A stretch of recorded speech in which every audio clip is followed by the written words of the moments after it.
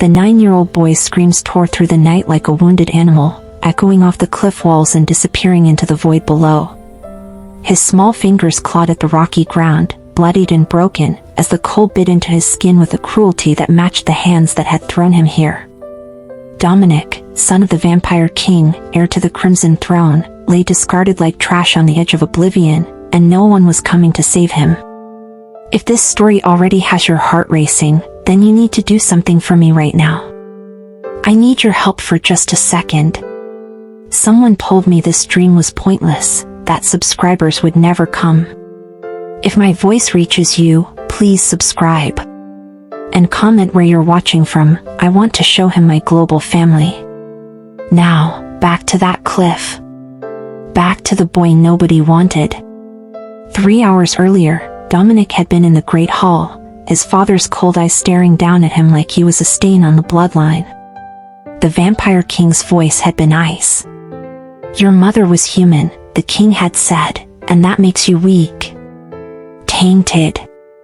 The council has decided. Dominic hadn't understood, not then, not when the guards grabbed him, not even when they dragged him through the castle he'd called home. He'd cried for his father. He'd begged. The guards had said nothing. They never did. Now, alone on this cliff, his legs dangling over the edge where they'd tossed him, Dominic finally understood. He was 9 years old and his own father had ordered his death. Not by blade or poison, but by abandonment. By leaving him here to fall, to freeze, to simply stop existing. His vampire healing meant he wouldn't die quickly. He'd suffer first. Maybe for days. He screamed again, not for rescue anymore, but because the pain of rejection hurt worse than his shattered ribs. 20 miles away, in a small human village where candles flickered in windows and mothers sang children to sleep, Lyra sat upright in bed. Her father snored in the next room. Her older brother muttered in his sleep. But Lyra heard something else. Something carried on the wind that made her 7-year-old heart clench with an urgency she couldn't name. Someone was crying. Someone was in pain. She'd always been like this. Too sensitive, her father said. Too tender-hearted for a world that would chew her up. Last week she'd cried for an hour over a bird with a broken wing. Yesterday she'd given her only bread to a stray dog. Her mother, before she died, had called it a gift. The ability to hear suffering and run toward it. Lyra slipped out of bed, bare feet silent on cold wooden floors. She didn't think. Didn't plan.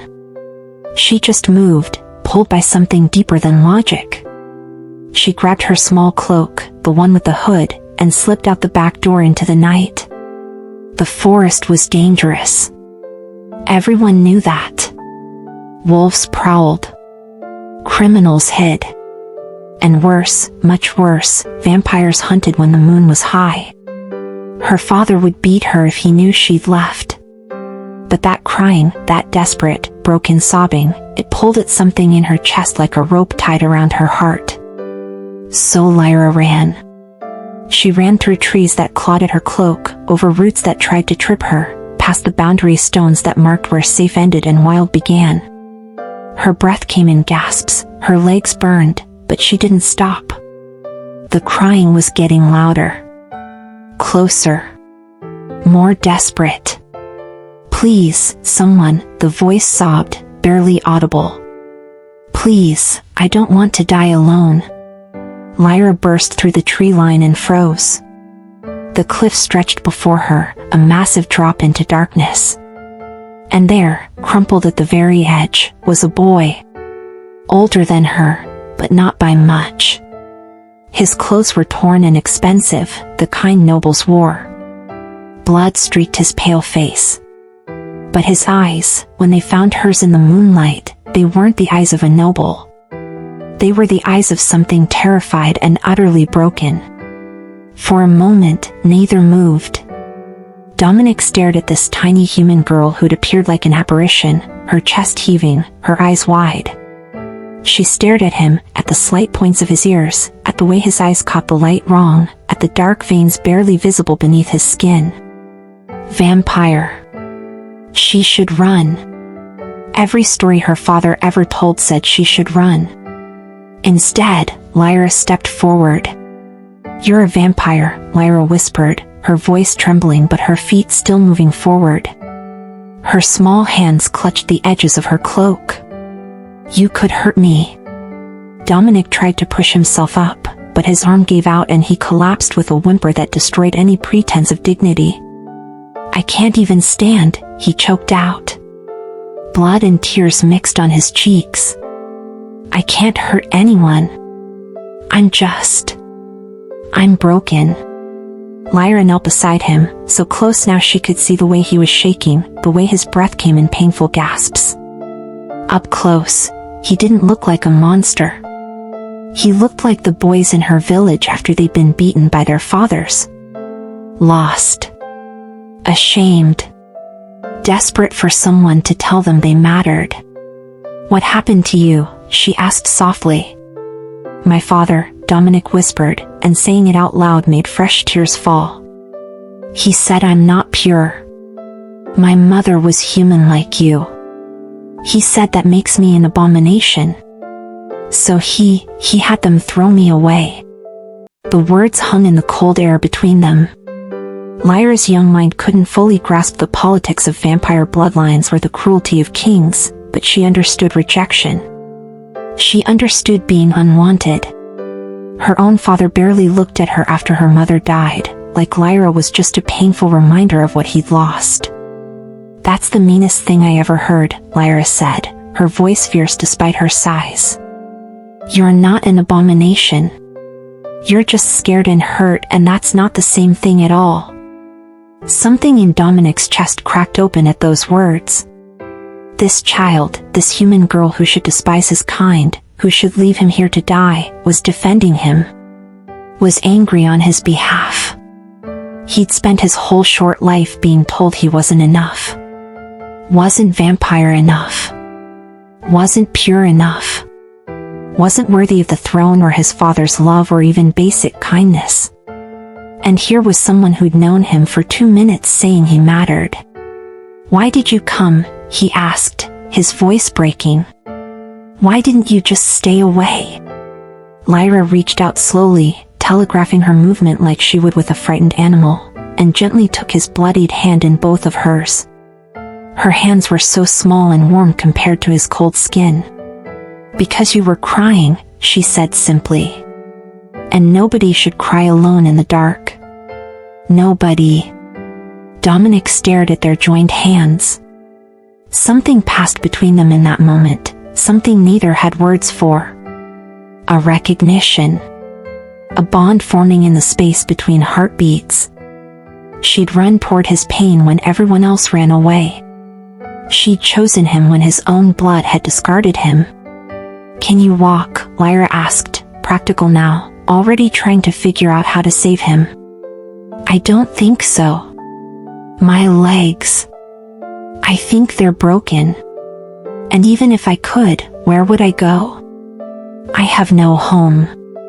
No family. Nothing." "Then I'll bring you to my village," Lyra decided immediately. "My papa won't like it, but there's a healer and she'll fix you and you can stay in our barn until you're better and then we'll figure out what comes next."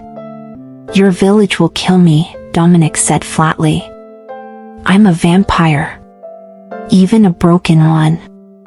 Lyra's jaw set with a stubborn determination that would define her for the rest of her life. "Then I won't tell them what you are. I'll say you're a boy who got hurt and needed help. Because that's true. That's the most true thing about you right now." Dominic looked at this impossible child, this 7-year-old girl with mud on her feet and stars in her eyes, and made a choice that would echo through the rest of his long life. He chose to trust. Just once. Just her. "Okay," he whispered. Lyra smiled, and Dominic realized he'd never seen anything so bright. The journey down from the cliff should have been impossible, but but Lyra was stronger than she looked and Dominic was lighter than a healthy vampire child should be. She half-dragged, half-carried him, his arm around her tiny shoulders, both of them stumbling and falling and getting back up again. He bit back screams when his broken legs dragged across rocks. She ignored the burning in her muscles that said this was too much for someone her size. "We're almost there," she kept saying, even when they weren't. "Just a little more. You're doing so good." No one had ever encouraged Dominic before. In the vampire court, weakness was punished, not coddled. He found himself pushing harder just to hear her say he was doing good one more time. They reached the village as dawn threatened the horizon. Lyra's mind raced. She couldn't bring him to her house. Her father would ask too many questions and look too closely. But the old barn at the edge of their property, the one they barely used anymore, that could work. She settled Dominic in the hay loft, propped against old feed sacks, and covered him with her own cloak. His skin was even paler now, almost gray. His breathing shallow. He needed blood, his vampire nature demanded it, but he'd never fed from a living person before. In the castle, they'd given him animal blood in cups, supervised and controlled. "What do you need?" Lyra asked, reading the hunger in his eyes but not understanding it. "Nothing," Dominic lied, turning his face away. "You've done enough. You should go before someone notices you're gone." But Lyra had 5 older siblings before most of them died of fever. She knew what lying looked like. "Tell me," she insisted. "I can't help if you don't tell me." "Blood," Dominic finally admitted, shame coloring his voice. I need blood to heal. But I won't take yours. I'd rather die than hurt you." Something about the way he said it, the absolute conviction, made Lyra believe him. She thought for a moment, her young mind working through the problem. "My papa is butchering a pig tomorrow," she said. "I can bring you some of that blood in a jar." "Will animal blood work?" Dominic's eyes widened. "You'd do that? You'd steal from your father for me?" "It's not stealing if it was going to waste anyway," Lyra reasoned with a child's logic. "And you need it. So yes. I'll bring it tomorrow night." "Why?" Dominic asked desperately. "Why are you doing this? You don't know me. I'm everything your people fear. Give me one good reason why you're risking everything for someone like me." Lyra looked at him with those impossibly kind eyes and said the words that would haunt and heal Dominic for decades to come. "Because when I heard you crying, my heart hurt. And Mama said before she died that when your heart hurts for someone, that's God or the universe or whatever's out there telling you that person is yours to protect. So you're mine now. And I take care of what's mine." "I'm yours," Dominic repeated, testing the words. He'd been his father's son, his kingdom's prince, a political liability, a shameful secret. But never someone's to protect. Never someone's to care for. Never just someone's. Lyra nodded firmly. "And I'm going to make sure you're okay. But you have to promise me something. Anything. Promise you won't leave without saying goodbye. Promise that when you're healed and strong again, you won't just disappear. Even if you have to go, say goodbye first." It was such a small thing to ask. But to Dominic, it was everything. It meant she wanted to see him again. Wanted him to stay. Wanted him, period. "I promise," he said, and meant it with every broken piece of his soul. Lyra smiled again, that same bright smile, and Dominic felt something he'd never experienced before. Hope. She left as the sun began to rise, slipping back into her house before her father woke. But she looked back 3 times, checking that the barn was still there, that he was still real, that she hadn't imagined the whole impossible night. In the barn, Dominic lay in the hay and touched his chest where his heart beat slow and steady. For the first time since the guards had grabbed him, since his father had declared him worthless, since the world had tried to convince him he should stop existing, Dominic wanted to live. Because someone had chosen him. Someone had run toward his screaming instead of away. Someone had called him hers. And he would spend the rest of his life trying to be worthy of that. But neither of them knew what was coming. Neither understood that the Vampire King didn't leave loose ends. That guards would be sent to confirm the boy's death. That their secret couldn't stay hidden forever. Neither knew that this was just the beginning of a story that would span years and bloodshed and a love that would remake kingdoms. They only knew that on this night, a vampire prince and a human girl had found each other in the darkness. And somehow, impossibly, that was enough. Now I need you to do something for me. If you're still watching, if this story has you hooked, then please, don't ghost me like some of you do. Hit that like button. It takes you literally 1 second, but it tells me you're invested, that you want me to keep creating these stories. I spend hours writing, editing, perfecting these for you. The least you can do is tap that thumbs up. Don't break my heart here. Lyra kept her promise. That next night, she appeared in the barn with a jar of pig's blood wrapped in cloth, her hands shaking slightly as she offered it to Dominic. He tried to refuse, shame burning through him, but the hunger was too strong and his body too broken. He drank, hating himself, waiting for her to look at him with disgust. She never did. She just sat beside him in the hay and told him about her day. About her father who barely spoke anymore. About her brother who was mean but sometimes kind. About the garden she tried to keep alive even though nothing would grow right. That became their routine. Every night for 3 weeks, Lyra would sneak to the barn. She'd bring him food she'd stolen from her own plate, blood from her father's butchering, water from the well. And she'd stay, sometimes for hours, talking about everything and nothing. Dominic healed slowly. His legs mended. His ribs fused back together. But he didn't tell Lyra he could walk now. Didn't tell her he was strong enough to leave. Because where would he go? And more importantly, why would he leave the only person who'd ever wanted him around? Do you miss your home? Lyra asked one night, braiding pieces of hay together absently. Dominic considered lying, but something about Lyra made lies feel impossible. That was never home, he said quietly. Home is supposed to be where people love you. Where you're safe. That castle was just a place I existed until I didn't anymore. Lyra's small hand found his. Then maybe you can make a new home. Somewhere better. With people who are good. With you, Dominic asked before he could stop himself. Lyra squeezed his hand. If you want. I know I'm just a human and you're going to live forever probably, and I'm not special or anything. But I like having you here. I like having someone to talk to who actually listens. Who doesn't tell me I'm too soft or too sensitive or too much. You're not too much, Dominic said fiercely. You're perfect exactly how you are. And you're the most special person I've ever met. You saved my life.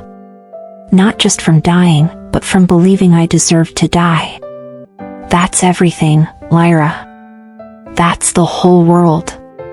In the dim light of the barn, 2 children held hands and made silent promises they didn't have words for yet. Promises that said you matter to me and I'll remember you and whatever happens, this moment is real. But the world has a way of destroying beautiful things. On the 23rd night, Lyra came to the barn breathless and terrified. There are soldiers in the village, she gasped. Vampire soldiers. They're asking about a boy. About the king's son. Papa said they're searching every building. Dominic's blood went cold. They'd come to confirm his death. To finish what the cliff didn't. And if they found him here, they'd kill Lyra too for hiding him. For helping him. I have to go, he said, standing quickly, ignoring the lingering ache in his bones. Right now. If they find me here, they'll hurt you and your father and everyone. I won't let that happen. Lyra's eyes filled with tears. But where will you go? You're still not fully healed and you don't have any money or food or anything. I'll figure it out. Dominic cupped her face with both hands, the way he'd seen adults do when saying important things. Listen to me. What you did, saving me, being kind to me, it changed everything. I was nothing before you. I'll never forget you. Never. When I'm older, when I'm strong enough, I'll come back. I promise I'll find you again. How? Lyra sobbed. How will you find me? You don't even know my full name. Dominic smiled sadly and wiped her tears with his thumbs. I'll find you. Even if I have to search every human village in this world. I'll know you. I'll always know you. They heard shouting in the distance. The soldiers were getting closer. Go, Lyra whispered, even though it broke her heart. Go now. Be safe. Grow strong. And Dominic, when you're the king someday, be better than your father. Be the kind of king who doesn't throw away people who love him. Dominic kissed her forehead, a child's innocent gesture loaded with more emotion than either understood. You made me believe I could be someone worth something, he said. I'll spend my whole life trying to be worthy of that. Then he ran. Out the back of the barn, into the forest, disappearing into shadows like the vampire he was. Lyra stood alone in the hay and let herself cry, clutching the small bracelet he'd left behind, woven from strips of his torn shirt. A promise. A reminder. The soldiers searched the barn an hour later. Found nothing but hay and old tools and a small girl who said she'd seen nothing, knew nothing, was nothing. They believed her.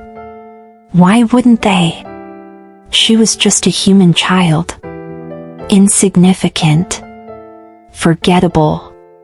They had no idea they'd just missed the person who would change their future king forever. 16 years later, the world had changed and so had they.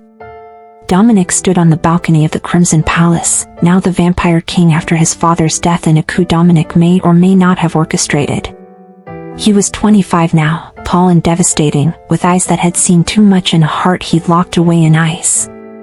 He ruled with cold efficiency, trusted no one, loved nothing.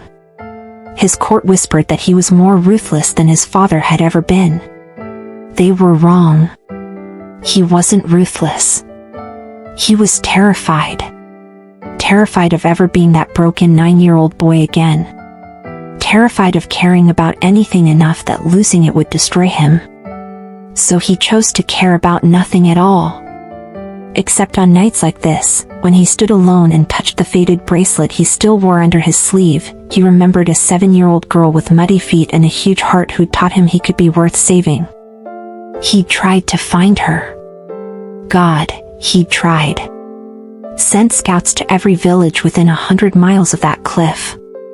But he didn't know her family name, and there were hundreds of girls who would be 23 now, and none of them were her.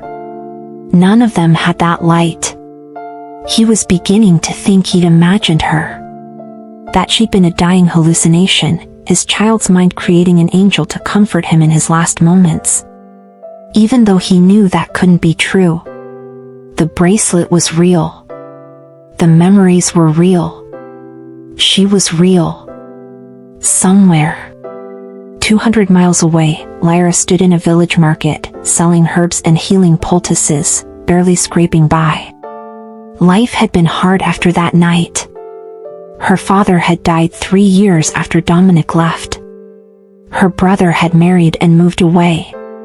She lived alone in a small cottage, healing people who could barely pay, remembered by most as the weird girl who talked to animals and cried too easily. But she'd never forgotten the vampire boy. had never stopped wondering if he was alive, if he was safe, if he remembered her the way she remembered him. She still had the small piece of hay she'd been braiding that last night, pressed in a book like a flower. Still dreamed about golden eyes and a voice that said, "You're mine now." People called her a spinster. Said she was too picky, waiting for something that would never come. They didn't understand she wasn't waiting. She was remembering. There was a difference. The summons came on a Tuesday. Royal guards, vampire guards, arriving in her village with a decree. The new vampire king required healers for a sickness spreading through the lower vampire courts. Healers would be compensated well. Refusal was not an option. Lyra's hands shook as she read the proclamation. The new king. She'd heard rumors he'd taken the throne 5 years ago. Heard he was young and cold and brilliant. Heard he'd reformed laws, ended the blood hunts, created treaties between vampires and humans that actually protected both sides. Heard his name was Dominic Thorne, son of the old king, the half-breed who'd somehow survived and conquered. It couldn't be. Could it? How many vampire princes named Dominic could there be? Her heart hammered as she packed her supplies. As she joined the other healers in the carriage. As they traveled for 3 days to the Crimson Palace, that legendary fortress she'd only heard about in stories. She was led through halls of marble and gold, past vampire nobles who looked at the human healers like amusing pets. She felt small and plain and overwhelmed. This was a mistake. Her Dominic, if he'd even been real, if he'd even survived, he wouldn't be here. Wouldn't be king. That was a fairy tale. And she'd learned long ago that life didn't work like that. The healers were brought to a great hall to meet the king before beginning their work. Lyra stood in the back, trying to be invisible, trying not to hope for impossible things. And then he walked in. 25 years old. Devastatingly beautiful in the way vampires were. Tall and powerful in midnight black clothing. Eyes that swept over the gathered humans with polite disinterest. Every inch a king. Every inch untouchable. But Lyra saw past that. Saw the way he held himself, guarded and careful. Saw the sadness buried deep under the authority. Saw the boy who'd cried on a cliff because no one wanted him. Her breath caught. Her vision swam. It was him. Impossible, incredible, but him. Dominic was speaking, welcoming the healers, explaining the sickness, his voice deep and controlled. Professional. He wasn't looking at them, not really. Just performing the ritual of greeting. His eyes skimmed over faces, dismissing them one by one. Until they landed on her. He stopped mid-sentence. His entire body went rigid. Those golden eyes, the ones she dreamed about for 16 years, went wide with something between shock and pain and desperate hope. The throne room fell silent. Everyone stared. A king didn't stop speaking. Didn't lose composure.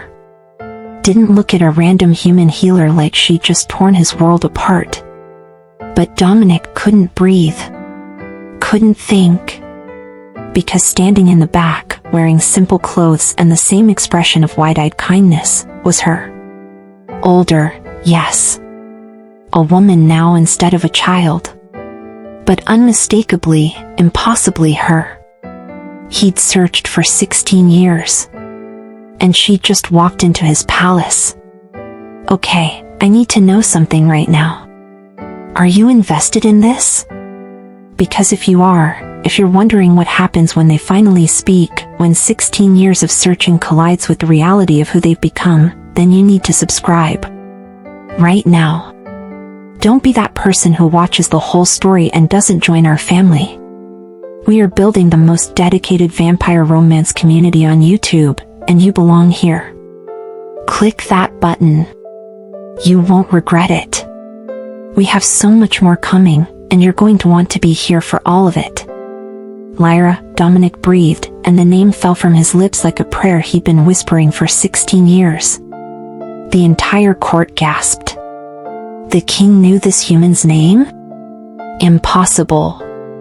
But Dominic didn't care about protocol or appearances or the 100 pairs of eyes watching. He stepped down from his throne, moving toward her like a man in a dream, terrified she'd disappear if he moved too fast. Lyra's eyes filled with tears. "You remember," she whispered. "After all this time, you remember." "I never forgot. Not for a single day."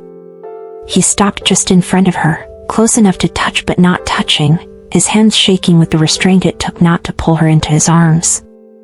"I searched everywhere. I sent scouts to every village. How did I miss you?" "We moved," Lyra said softly. "After Papa died, I went to live with my aunt 3 provinces over. I only came back 2 years ago." Her voice broke. "I thought maybe you died. Or forgotten.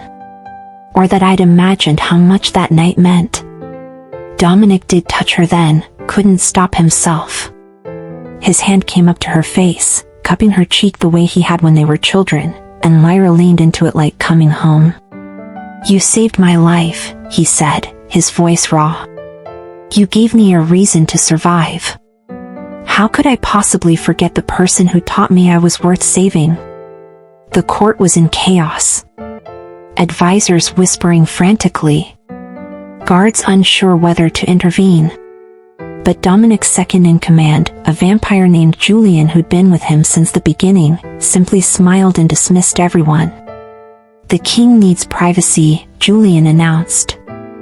"This audience is over." Within minutes, the throne room emptied, leaving just Dominic and Lyra standing in the cavernous space, years of separation and longing crackling between them. "Come with me," Dominic said, offering his hand. "Please.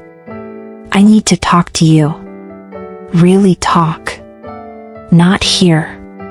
He led her to his private quarters, a massive suite that was beautiful but cold, decorated like a museum instead of a home.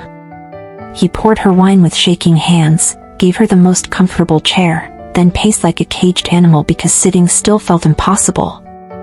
"I don't know where to start," he admitted. "There's 16 years of life between then and now. You're not a little girl anymore.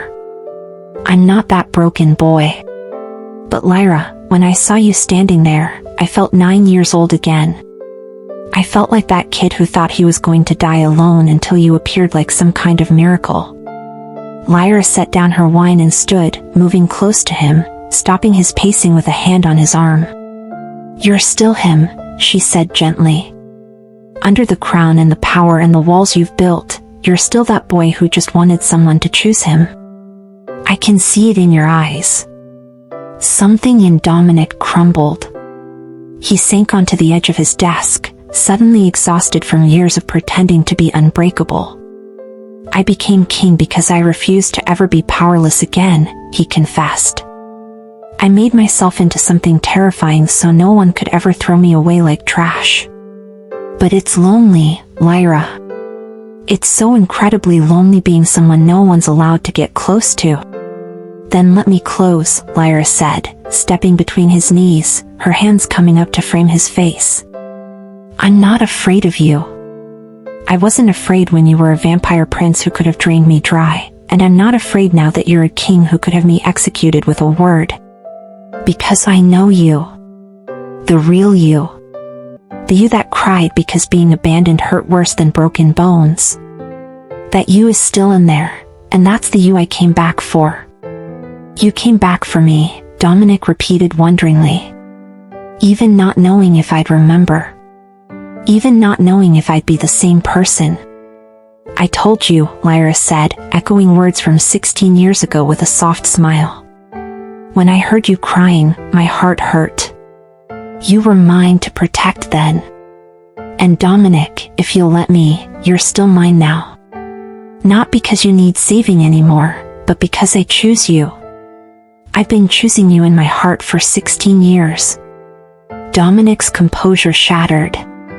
He pulled her into his arms, holding her like she was the only real thing in a world of shadows, his face buried in her hair. "I don't deserve you," he whispered. "I've done terrible things to get here. I've killed and schemed and become the kind of monster my father would be proud of." Lyra pulled back just enough to look him in the eyes. "Did you do those things for power? Or did you do them to protect people who couldn't protect themselves? Did you become king to be cruel, or to make sure no other half-blood child gets thrown off a cliff for being born?" Dominic's throat worked. "How did you know?"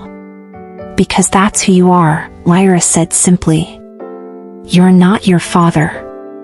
You could never be. You're the boy who would rather die than hurt someone who showed him kindness.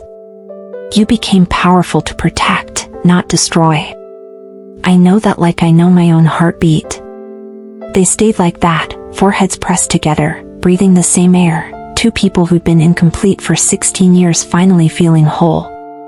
Dominic told her about his rise to power, about the rebellion he'd led, about the laws he'd changed. Lyra told him about her life, about losing her father, about becoming a healer, about the nights she'd stare at the stars and wonder if he was looking at the same sky. Hours passed like minutes. Somewhere in the conversation, they ended up on his couch, her tucked against his side like she belonged there, his arm around her shoulders like a promise. They laughed about childhood memories, cried about the years lost, marveled at the impossibility of finding each other again.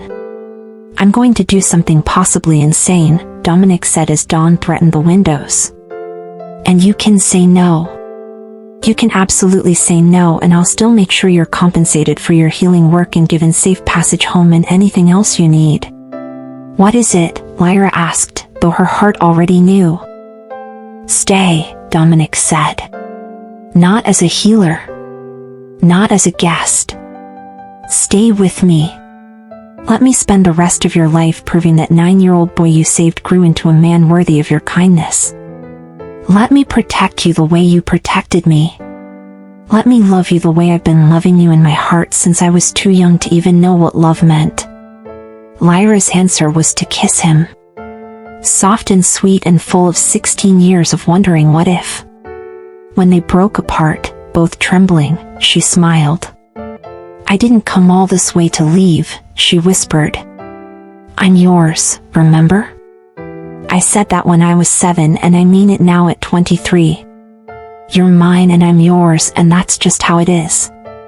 Dominic kissed her again, deeper this time, a seal on a promise. He felt something he hadn't felt since that night in the barn. Hope. Real, terrifying, beautiful hope. But hope, in a world of vampire politics and ancient bloodlines, was a dangerous thing to feel. The council came for him 3 days later. 3 days of Lyra staying in the palace, of Dominic showing her his world, of them learning each other as adults the way they'd known each other as children. 3 perfect days where Dominic let himself believe that maybe, just maybe, he could have this. Could have her. He should have known better. "Your Majesty," his chief advisor, an ancient vampire named Castellan, spoke with barely concealed contempt. "We need to discuss your human pet." Dominic's eyes went cold. "Choose your next words very carefully. The council has concerns," Castellan continued, unfazed. "You've been seen with this human girl constantly, showing her affection. There are rumors you intend to make her your consort. This is unacceptable." "Unacceptable," Dominic repeated, his voice deadly quiet. "Explain to me how who I choose to spend time with is council business." Another council member, Lady Moira, leaned forward. "You're the vampire king. Your bloodline is already tainted by your human mother. If you take a human consort, refuse to marry a pure vampire and produce pure heirs, you make a mockery of everything we are. The court will never accept it." "I don't recall asking for the court's permission," Dominic said. "Then perhaps we need to remind you," Castellan said, and nodded to a guard. They brought Lyra in, held between two soldiers, her face confused and frightened. Dominic shot to his feet, rage flooding through him. "Let her go. Now." "We will," Castellan said calmly. "Once you understand the situation. You care for this human. That's obvious. Which means she's a liability. How many enemies do you think you've made climbing to that throne, Your Majesty? How many would love to hurt you through her? She makes you weak, vulnerable, and we cannot afford a weak king." Dominic looked at Lyra, saw the fear in her eyes, and felt that 9-year-old boy's terror rising in his throat. The terror of caring about something and having it ripped away. The terror of being told he couldn't have what others had. The terror of not being enough. "What are you saying?" he asked, though he already knew. "Marry Lady Seraphine, unite the two strongest vampire houses, produce heirs, and rule for 1,000 years," Lady Moira said. "Or keep your human and watch everything you've built collapse. Watch her become a target for every vampire who wants to prove you're too weak to lead. Watch her age and die while you stay young. Watch her realize that loving you means living in danger forever. Is that really what you want for her?" Dominic's hands clenched. "This is about control. About you not wanting a king who remembers what it's like to be powerless. This is about survival," Castellan corrected. "Yours, hers, and the kingdom's. Send her away, Your Majesty. Compensate her generously. Give her a safe life somewhere far from here. But send her away. It's the kindest thing you can do." Lyra spoke then, her voice steady despite the guards holding her. "Dominic, don't listen to them. We can figure this out. Together." But Dominic was drowning in old fears. Drowning in the memory of his father telling him he was an abomination. Drowning in the reality that everyone he'd ever cared about either died or abandoned him or got hurt because of him. His mother had died giving birth to him. His father had thrown him away. And now, if Lyra stayed, she'd be in constant danger. She'd be hated. She'd be targeted. He'd spent 16 years building walls to protect himself from this exact feeling. The feeling of caring too much. Of having something to lose. And those walls slammed back into place. "Maybe they're right," Dominic heard himself say, his voice hollow. "You don't belong in this world, Lyra. It will eat you alive. You're too good, too soft, too human. You should go home. Live a normal life. Find a human man who can give you safety and children and a quiet existence. Forget about a childhood promise made by a stupid boy who didn't know any better." Each word was a knife in his own chest, but he kept talking. Kept destroying the best thing that ever happened to him because he was terrified. Because he was still that 9-year-old boy who believed deep down that he didn't deserve to be chosen. Lyra's face crumbled. "You don't mean that," she whispered. "Dominic, look at me. You don't mean that." But Dominic wouldn't look at her. Couldn't. Because if he did, he'd break. "Go," he said. "You'll be given gold and supplies and safe passage. Consider your debt to a pathetic vampire child paid in full." "There is no debt," Lyra cried, tears streaming down her face. "There never was. I didn't save you because I owed you something. I saved you because I loved you. And I've loved you ever since, even when I didn't know if you were alive. Don't do this. Don't throw away what we have because you're scared." "I'm the Vampire King," Dominic said, finally looking at her with eyes of ice. "I'm not scared of anything. I'm simply correcting a mistake. What we had was a childhood fantasy. Nothing more. You need to leave. Now." The guards began dragging her out. Lyra fought them, reaching for him. Dominic, please. Don't be him. Don't be your father. Don't throw me away like I'm nothing. I'm not nothing. What we have isn't nothing." But Dominic stood frozen, every muscle locked to keep from running to her, from taking it all back, from choosing love over fear. The doors closed. Lyra's sobs echoed and faded. The council looked satisfied.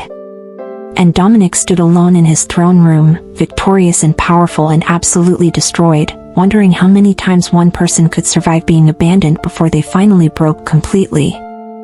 He'd just found out. The answer was not this many. The answer was not this many at all. Lyra made it 3 miles from the palace before she couldn't see through her tears anymore. The guards had left her at the border with a heavy purse of gold and empty condolences.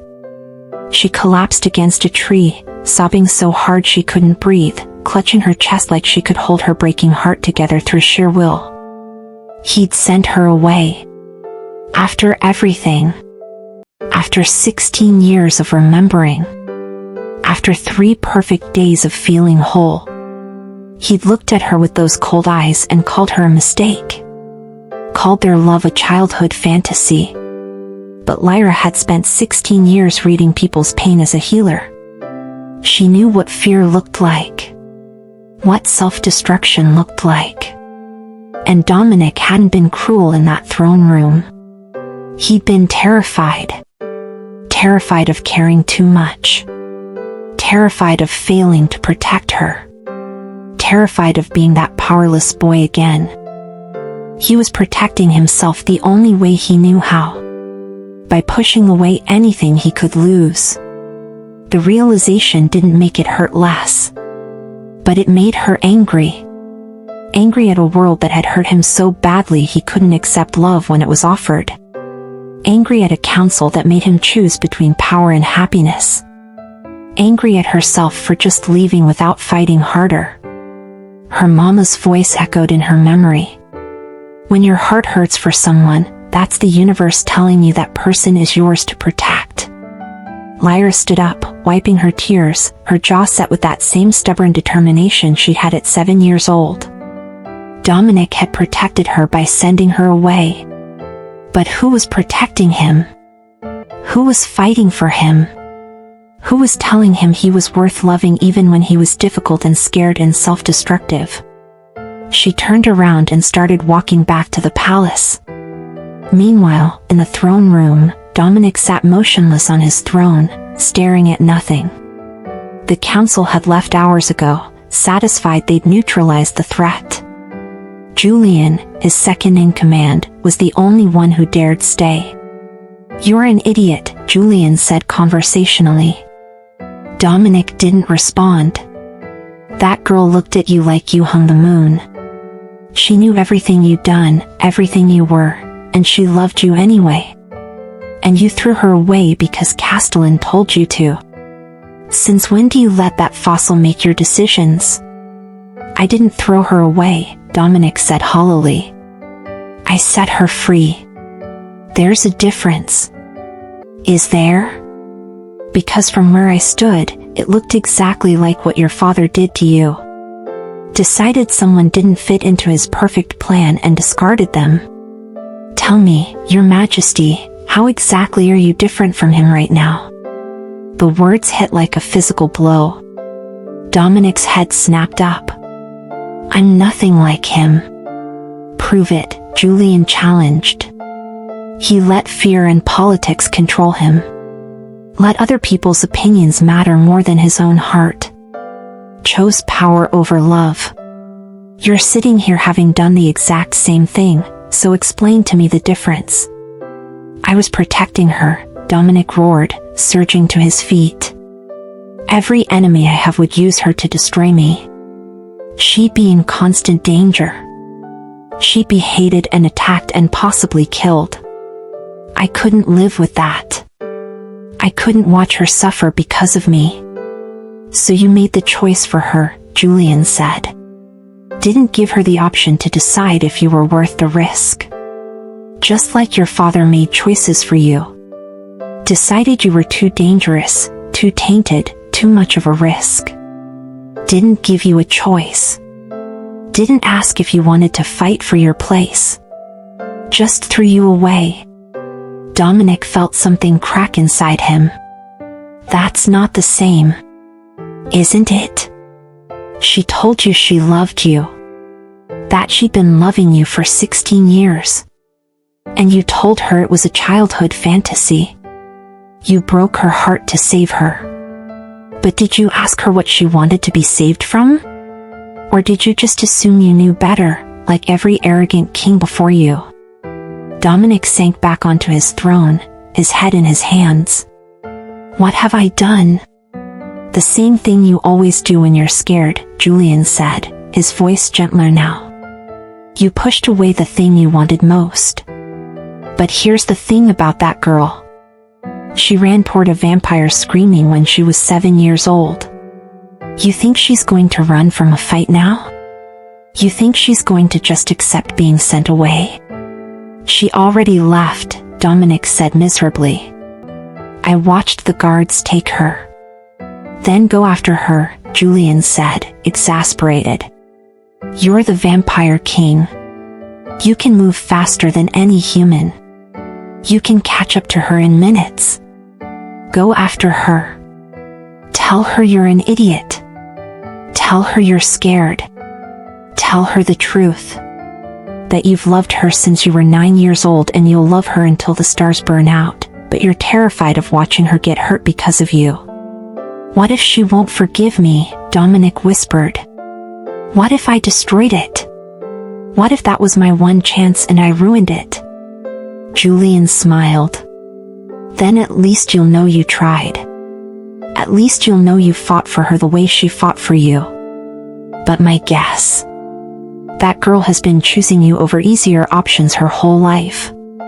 She's not going to stop now just because you had one moment of spectacular stupidity. Dominic stood, hope and terror warring in his chest. If I do this, if I choose her over the council's approval, everything gets harder. Everything worth having is hard, Julian said. You taught me that. Dominic was moving before he could talk himself out of it.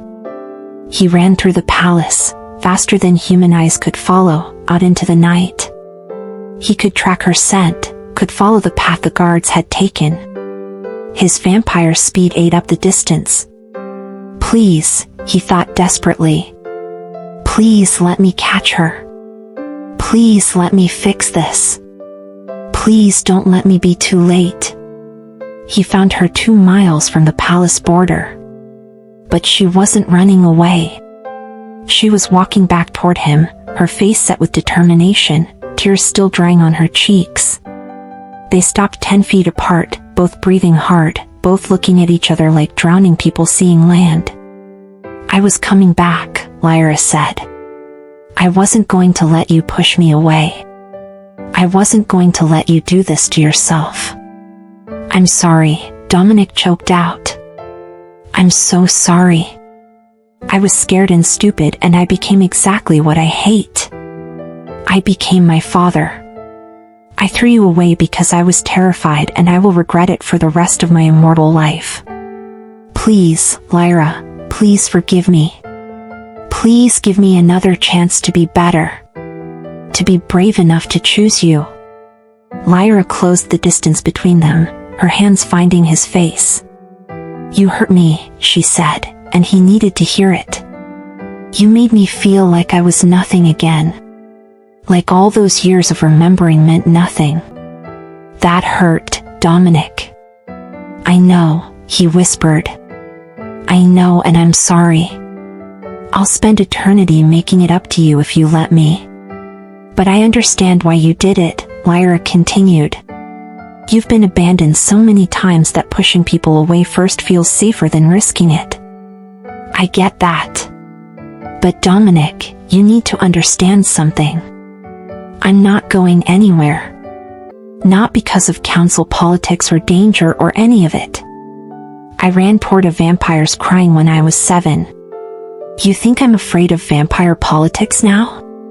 Despite everything, Dominic laughed, a broken, wet sound. Julian said almost the exact same thing. "Smart man," Lyra said. "Now listen to me. I choose you. I chose you when you were a broken boy. I choose you now that you're a complicated king. I'll choose you tomorrow when things get hard. I'll keep choosing you for as long as you'll have me. But you have to let me. You have to trust that I know what I'm getting into. You have to believe that you're worth fighting for." Dominic pulled her into his arms, holding her like she was air and he was suffocating. "I don't deserve you," he said into her hair. "But I'm too selfish to let you go again. I love you. I've loved you since I was 9 years old and you were the only light in my darkness. I'll love you when you're old and I'm still young. I'll love you after you're gone and I'm still here. You're mine and I'm yours and I'm done pretending that's not the truest thing about me." "Then take me home," Lyra said. "Take me back to that palace and tell your council that I'm not going anywhere. Tell them their king chooses love. Tell them we're going to rewrite every stupid rule that says people like us can't be together." Dominic pulled back just enough to look at her, really look at her. "You'd do that? Stand beside me against all of them?" "I saved you once," Lyra said with a fierce smile. "I can do it again. We'll save each other. That's what people who love each other do." The council chamber was full when Dominic walked in the next morning with Lyra's hand firmly in his. Every vampire noble, every advisor, every ancient bloodline representative stared in shock. Castellan stood. "Your Majesty, we agreed." "You agreed," Dominic interrupted, his voice carrying the full weight of his authority. "I made no such agreement.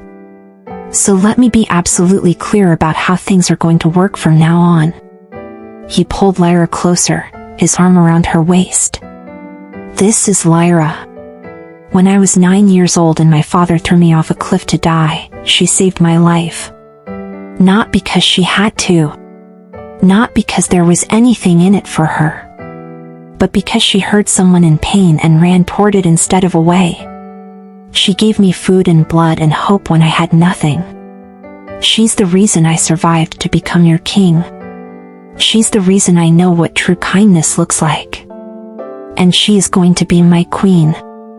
The chamber erupted. Shouts of outrage, of protest, of disbelief. Dominic let them yell. Let them exhaust themselves. Then he raised one hand and silence fell like a blade. "I know what you're thinking," he continued. "That she's human. That she'll age and die. That our children, if we have them, will be half-bloods like me. That this weakens the throne. And to all of that, I say good." "Good?" Lady Moira sputtered. "Good," Dominic repeated firmly. "Because a throne that requires me to abandon the person who taught me I was worth saving is a throne not worth having. Because a kingdom that values pure bloodlines over actual love and loyalty is a kingdom that deserves to fall. Because I would rather be a half-blood king who knows what compassion feels like than a pure-blood tyrant who only knows power." He looked around the room, meeting every eye. "I have spent 5 years reforming this kingdom. Ending blood hunts. Creating treaties. Protecting the vulnerable. And I did all of that because a 7-year-old human girl showed me that kindness was stronger than cruelty. That choosing someone, truly choosing them, was the most powerful thing you could do. So yes, I'm choosing her. Over your approval. Over tradition. Over everything. And if you can't accept that," Dominic said, his voice cold now, dangerous, "then challenge me. Try to take this throne. But know that I didn't get here by being weak, and I won't be removed by cowards who hide behind council votes and ancient laws." The silence was deafening. Then, shockingly, Julian started clapping. Slowly, deliberately. "About time," he said with a grin. "Another vampire, younger than most of the council, joined in. Then another. Then more. Not everyone. Not even most. But enough. Enough to show that change was possible. That maybe, just maybe, a kingdom could value love as much as bloodlines. Castellan looked like he'd swallowed something sour, but even he could read the room. He bowed stiffly. As you wish, Your Majesty. But know that this decision will have consequences. Everything does, Dominic said. I'll face them. We'll face them. Together. The council was dismissed. As the chamber emptied, some vampires glaring, others looking thoughtful, Lyra squeezed Dominic's hand. That was terrifying, she admitted. But also kind of amazing. Dominic laughed, real and genuine. You make me brave, he said. You always have. Over the following months, things were hard. Some nobles refused to attend court. Some humans in Lyra's village called her a traitor. There were threats and attempts on her life that Dominic thwarted with ruthless efficiency. But there were also changes. Half-blood vampires who'd been hiding came forward, finding protection and purpose. Human-vampire relations improved. Laws changed.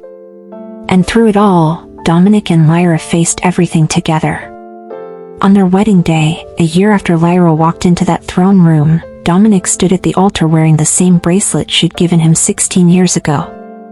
Lyra walked toward him wearing a crown of simple flowers, looking nothing like a traditional vampire queen and everything like herself. When they were children, the officiant said, one saved the other's life through compassion. Today, they save each other through choice. Through commitment. Through love that refuses to bow to fear or tradition or impossibility. Dominic took Lyra's hands, his eyes wet. I was 9 years old and dying when you taught me I mattered, he said. I've spent every day since trying to be worthy of that gift. I still don't know if I am. But I promise to spend forever trying. I promise to choose you every day. I promise to be brave enough to accept your love even when I'm scared. You're mine and I'm yours, and that's the only throne I'll ever need. Lyra smiled through happy tears. You were never broken, she said. You were always worthy. You just needed someone to see it. And I see you, Dominic. All of you. The king and the boy. The strong parts and the scared parts. And I love all of it. I choose all of it. Today and always. They kissed, and the crowd cheered, and somewhere in the universe, a 7-year-old girl and a 9-year-old boy smiled at how far they'd come. Years later, when Dominic held their first child, a daughter with Lyra's eyes and his pointed ears, he wept. Because he was holding proof that love was stronger than bloodlines. That chosen family was real family. That sometimes, the greatest kings were the ones brave enough to be vulnerable. Lyra found him in the nursery, cradling their sleeping daughter. You okay? She asked softly. Dominic looked up at his wife, his queen, his savior, his love. I'm more than okay, he said. I have everything. A kingdom that's slowly learning to be better. A partner who makes me want to be better. A daughter who'll grow up knowing she's wanted. Lyra, I have everything because you heard me crying and ran toward it instead of away. Best decision I ever made, Lyra said, settling beside him, her head on his shoulder. They sat like that, watching their daughter sleep, two people who'd found each other in the darkness and built a life in the light. Who'd proven that love at first cry could last forever. That the most unlikely bonds were sometimes the strongest. That being chosen, truly chosen, was the most powerful magic in any world. And in the palace halls, in the villages beyond, in the stories that would be told for generations, people spoke of the half-blood king and his human queen.